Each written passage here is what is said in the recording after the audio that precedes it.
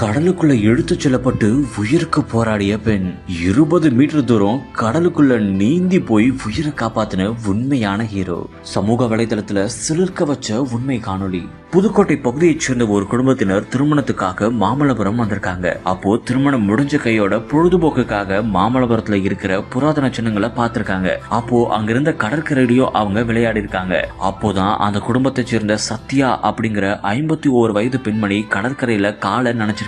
அப்போ எதிர்பாராத விதமா ராட்சத அலை வந்து அந்த பெண்ணை 20 மீட்டர் தூரம் உள்ள இழுத்துட்டு போயிருக்கு. உடனடியா தன்னுடைய உயிரை பத்தி கவலையே படாம 20 மீட்டர் தூரம் நீந்தி போயிருக்காரு. முக்கியமா ராட்சத அலையில சிக்கியிருந்த அந்த பெண்ணை பத்திரமா அங்கிருந்து காப்பாத்தியும் கொண்டு கரையில வந்து சேர்த்திருக்காரு. இந்த ஒரு காணொளி எல்லாரையுமே நெகிழ வச்சிருக்கு அப்படின்னு சொல்லலாம்.